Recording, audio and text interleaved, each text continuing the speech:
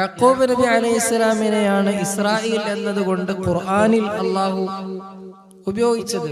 ഖുർആൻ ലൻ തനാലുൽ ബിർറ ഹത്താ തുൻഫിഖൂ മിമ്മാ തുഹിബ്ബൂൻ എന്ന് തുടങ്ങുന്ന ആ ജുസിന്റെ അടുത്ത വചനം കുല്ലു തആമി കാന ഹില്ലൻ ലിബനി ഇസ്രായീല ഇല്ലാ മാ ഹറമ ഇസ്രായീലു അലാ നഫ്സിഹി മിൻ ഖബ്ലി അൻ തുനസ്സല തൗറാത്ത്. അവിടുന്ന് മനസ്സിലാവത് അല്ലാഹു സുബ്ഹാനഹു വ തആല ബനൂ ഇസ്രായീലിന് എല്ലാ ഭക്ഷണത്തെയും ഹലാലാക്കി കൊടുത്തു. പക്ഷേ ഇല്ലാ മാ ഹറമ ഇസ്രായീലു അലാ നഫ്സി, ഇസ്രായേൽ തന്റെ സ്വന്തം ശരീരത്തിന് ഹറാമാക്കിയതൊഴിച്ചുള്ള ബാക്കി എല്ലാ ഭക്ഷണവും അല്ലാഹു ബനൂ ഇസ്രായേൽ അല്ലാഹു ഹലാലാക്കി കൊടുത്തു.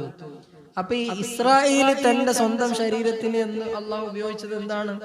അവിടെ യാക്കൂബ് നബി അലൈഹിസ്സലാമിനെയാണ് ഉദ്ദേശം. ഇസ്രായേൽ എന്ന് പറഞ്ഞാൽ യാക്കൂബ് നബി അലൈഹിസ്സലാം. ബനൂ ഇസ്രായേൽ എന്ന് പറഞ്ഞാൽ